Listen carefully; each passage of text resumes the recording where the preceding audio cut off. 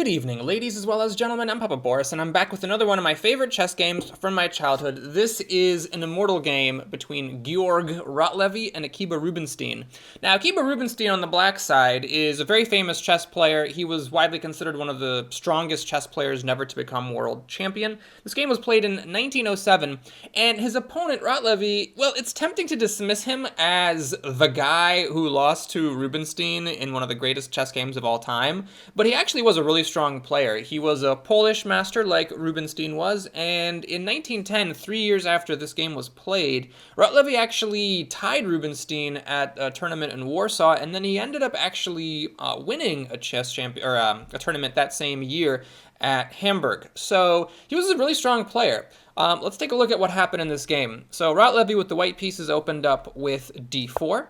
Rubinstein played d5, and after knight f3, e6, e3, c5, and c4, we're headed towards the Tarrasch Defense. The Tarrasch Defense is signified by this arrangement of pieces, knights and that knight, or pawns and that knight on c3.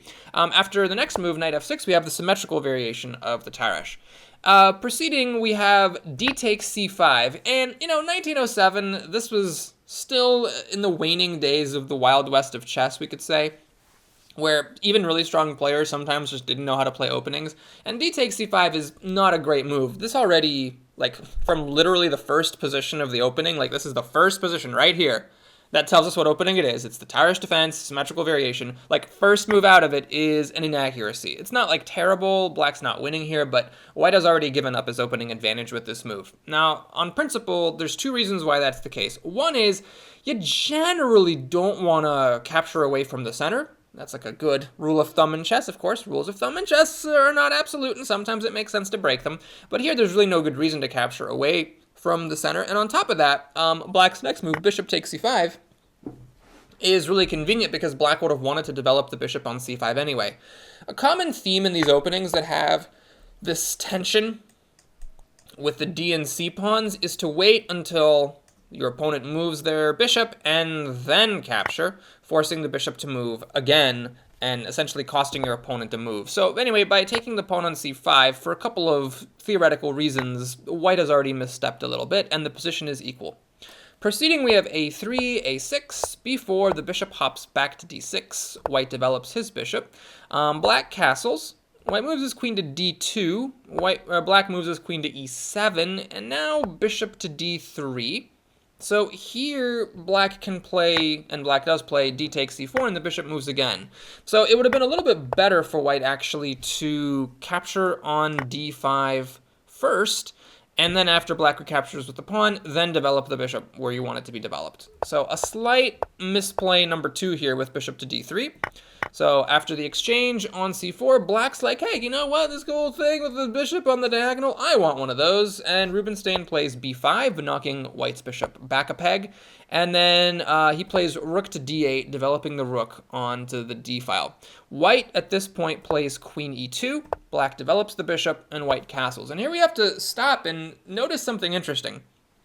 This position is extremely symmetrical.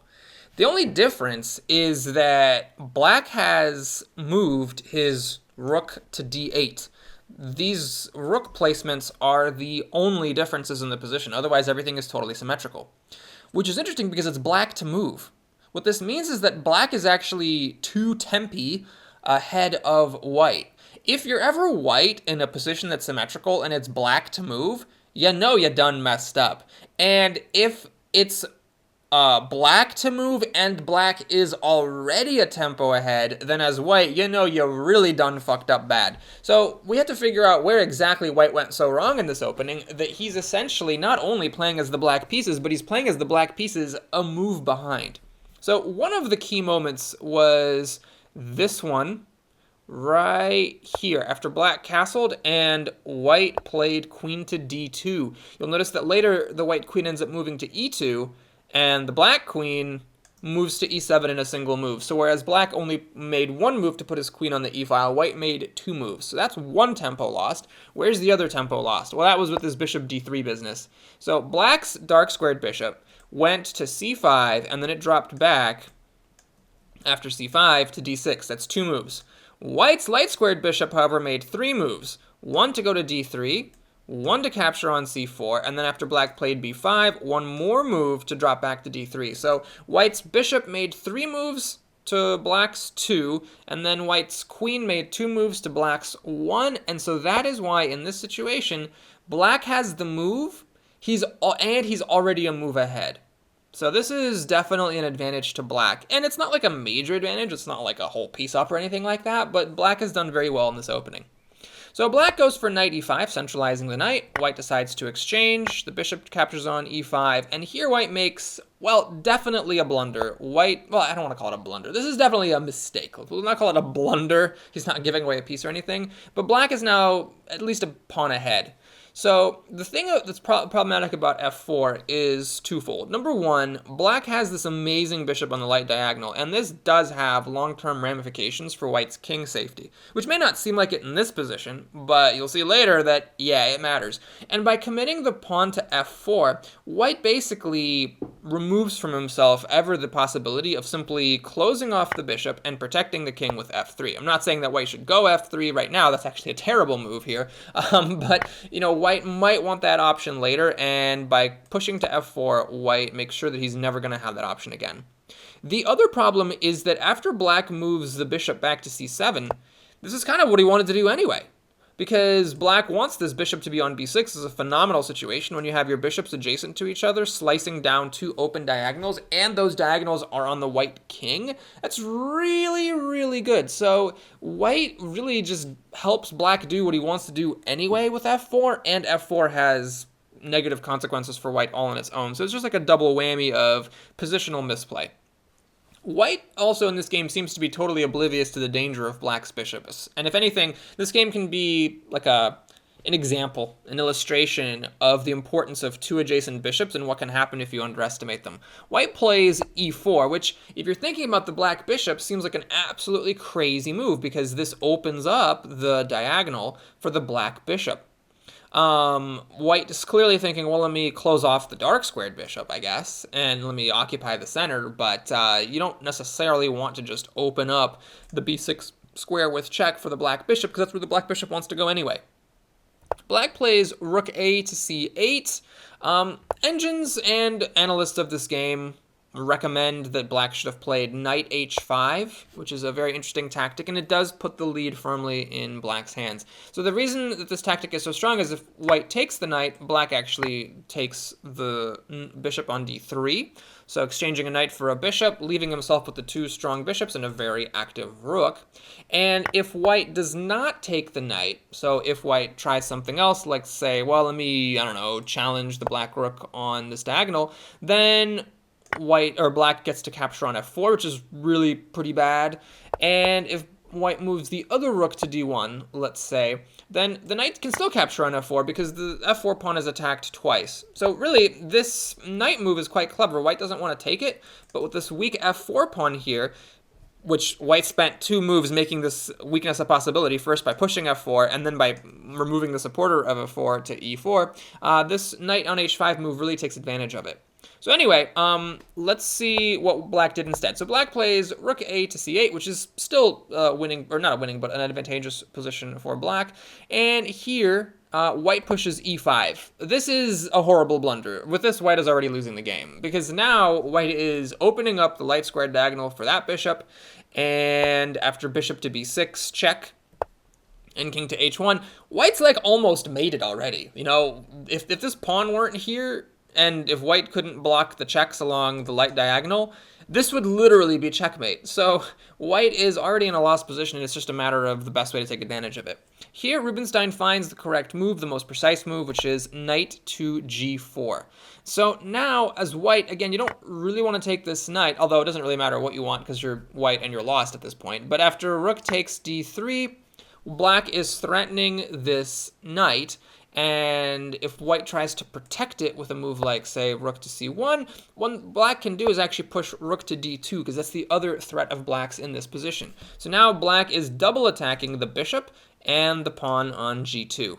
And you really obviously can't take time to save the bishop, because, you know, then this check wins white's queen. Well, black actually has an even better move here with queen to h4, You can't take the queen, because then bishop takes g2 is checkmate.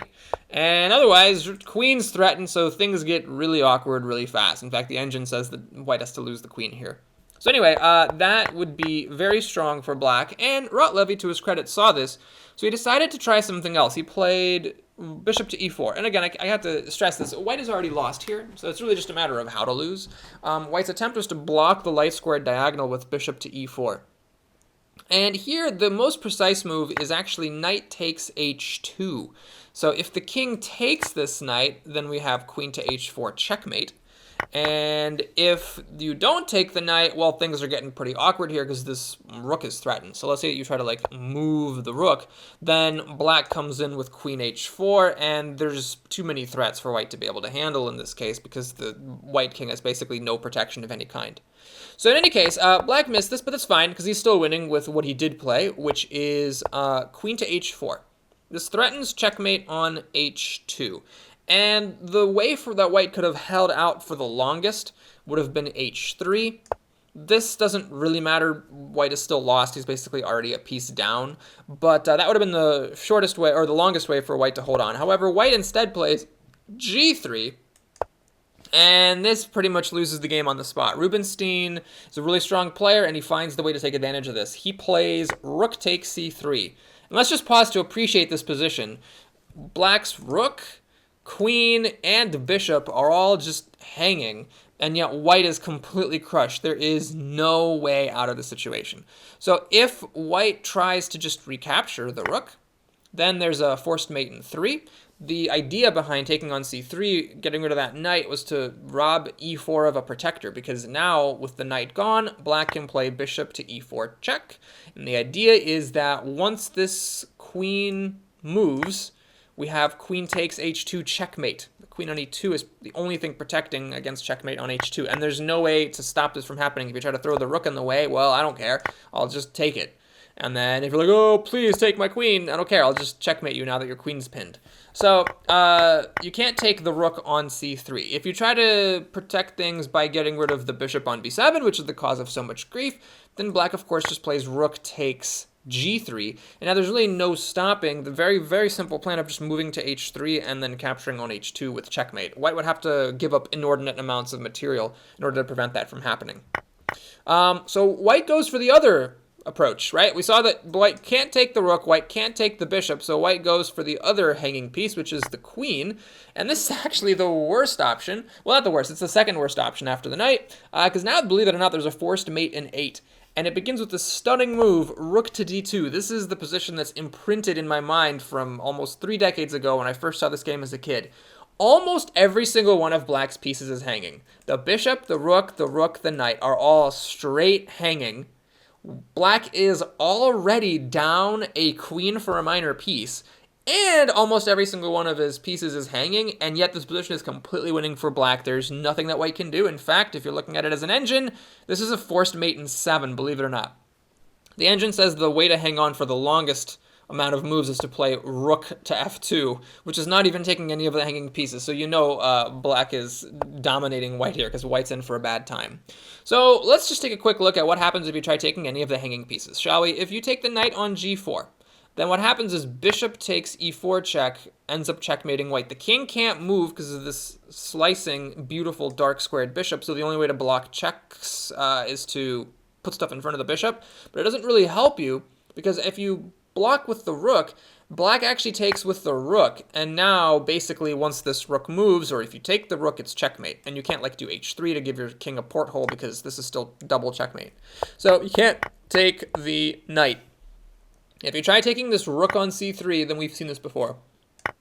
Bishop takes e4 is going to lead to checkmate. The difference now is that once the queen moves, it's not about the black king coming and checkmating on h2, it's the black rook checkmating on h2. The only square the king can run to is g1. That's the only difference between a queen and a rook on h2 here, and that, of course, is covered by black's bishop.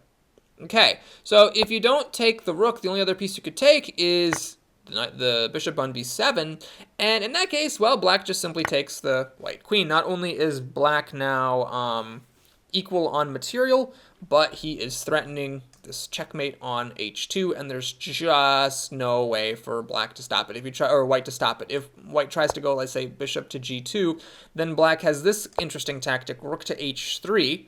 Now, if you take the rook, you get mated. And if you don't take the rook, then how are you stopping this checkmate on h2? You could try putting a rook in front of it, but black's just going to take it, and at that point you're only just delaying the inevitable.